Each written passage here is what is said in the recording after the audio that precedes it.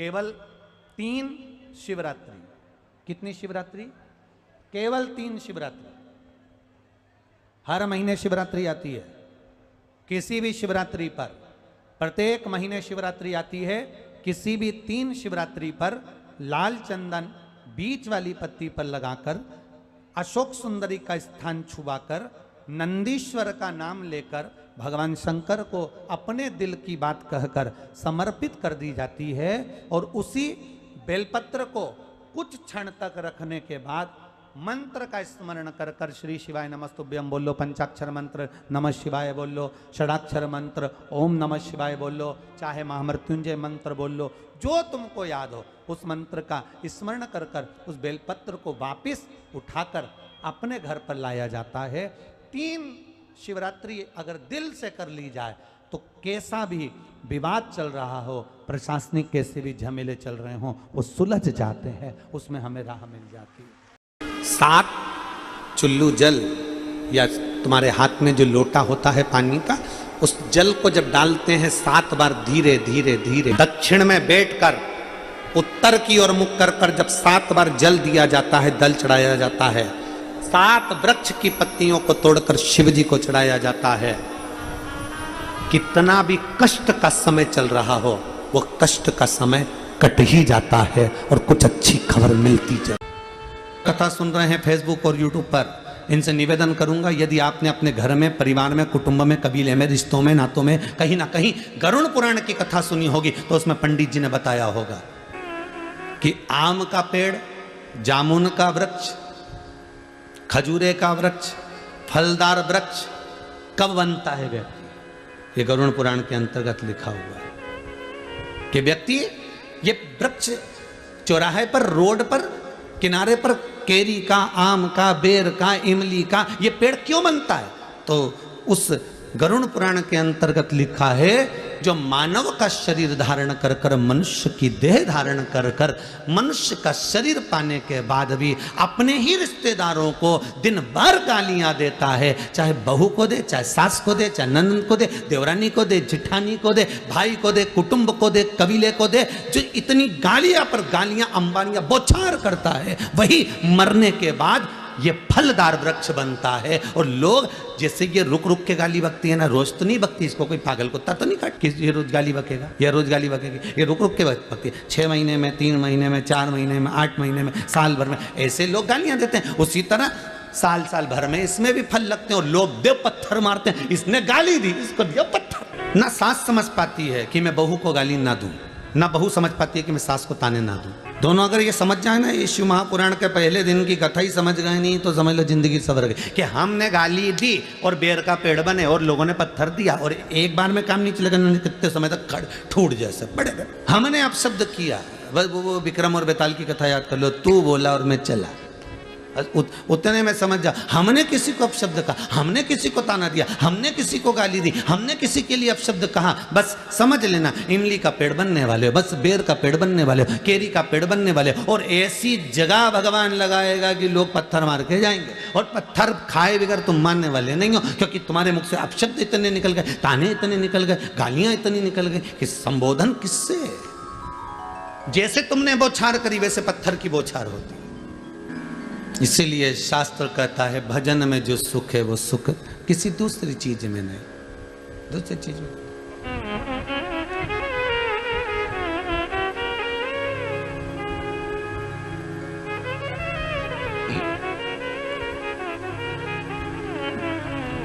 ये चंडीगढ़ के रमेश कुमार जी अगर कथा करवा रहे हैं, इन्होंने आशीष जी को लिखकर भेजा है, समीर जी को।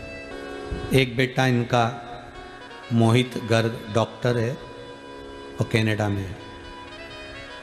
दूसरा बेटा सीए है रोहित, जो चंडीगढ़ में है। पूरा परिवार खूब ठाकुर जी की कृपा से पढ़ा लिखा, अव्वल आगे बढ़ने वाला। तो हमने आशीष जी से पूछा कि ये बताओ कि फिर ये कथा किसके लिए करा रहे हैं? तो क्या अपने माता पिता क्यों करा रहे हैं? कथा 3 दिन को मिल कैसे गई?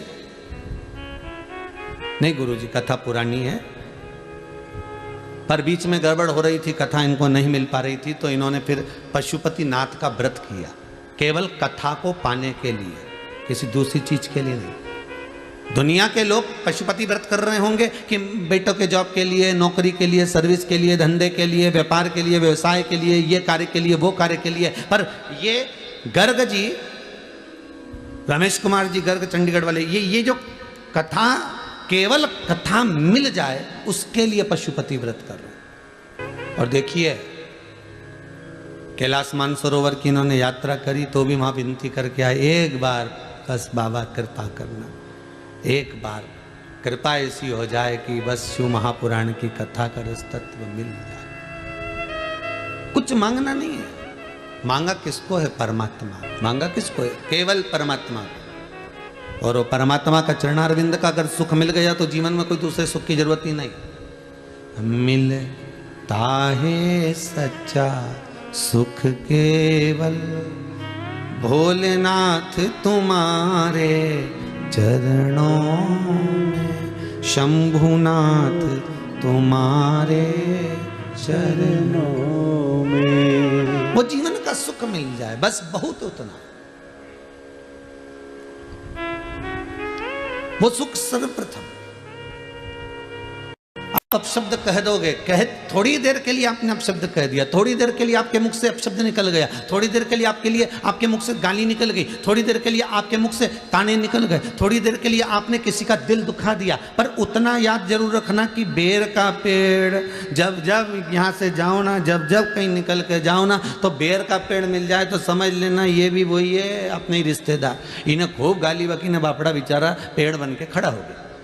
जब तुम इमली का पेड़ देखो तो तुम्हारे मुख पे आ जाना चाहिए ये इमली का पेड़ नहीं, ये कोई बेचारा है जिसने खूब गाली बकी ने इमली का पेड़ बन गया। जब तुम खजूर का पेड़ देखो तो समझ जाना इसने खूब जब तुम जामुन का पेड़ देखो तो समझ जाना इसने खूब गाली बकी। अर्थात इसको पत्थर जो मिल रहे हैं ये उसी के फल मिल रहे हैं जो इसने करा है।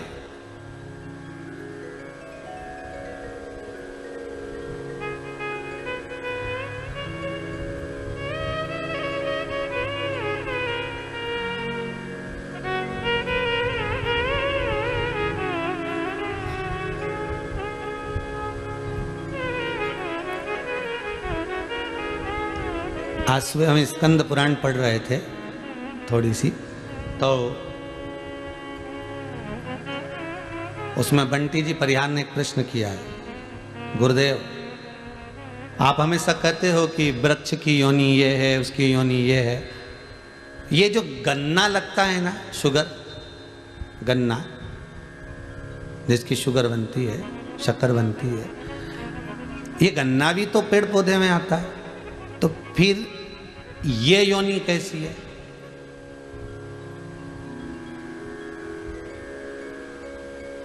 अब देखिए भैया, जितने लोग टीवी के सामने बैठो बड़ा ध्यान दीजिएगा कि गन्ने की भी तो योनि हुई ना, फिर ये योनि कैसी?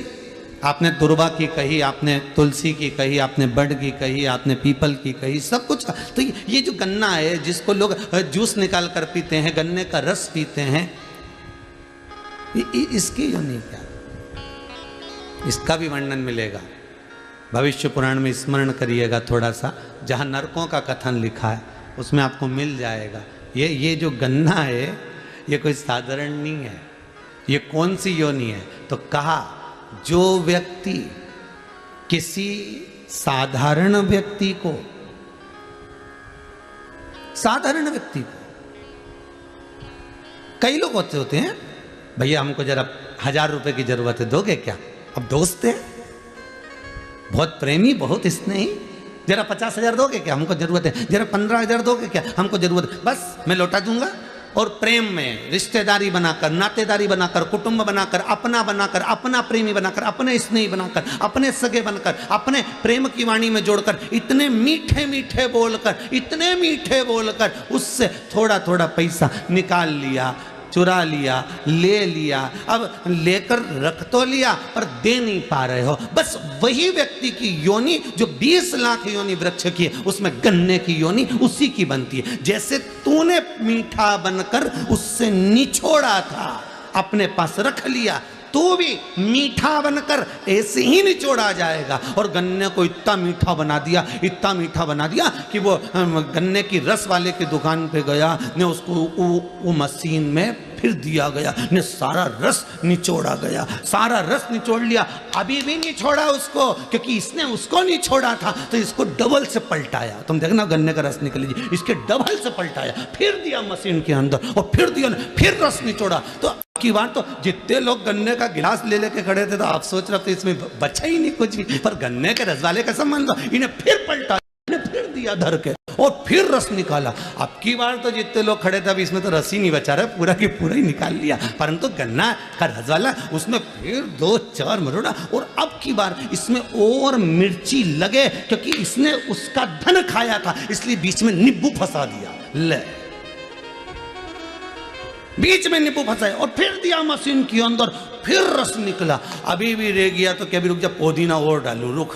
और फिर इसने निचोड़ा, फिर दमदारी से फिर उसको चोरबत्ती करी और फिर उसमें पुदीना डाल दिया। ले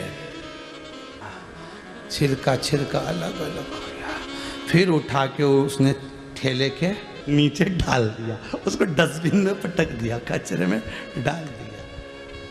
अब उनमें इतना रस नहीं बचा कि मक्खी भी कुछ खा सके, इतना ही नहीं बचा। फिर भी मक्खी ने सोचा थोड़ा बहुत पड़ा हो तो अपन ही निपटा लो। अब कहा रेते पान चुराए पर गन्ने का रस पीने गए तहसील चुराए, गन्ने का रस पीने गए भोपाल नाका, गन्ने का रस पीने गए हाउसिंग बोर्ड कॉलोनी।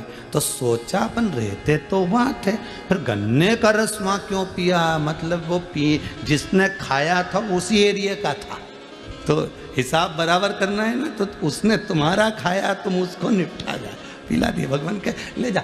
जिसका खाया उसने चींटी बनकर नहीं छोड़ा, नहीं छोड़ी 8 दिन तक 7 दिन तक, मक्खी बनकर नहीं छोड़ा, चींटा बनकर नहीं छोड़ा, उसने सब तरह से निचोड़ लिया।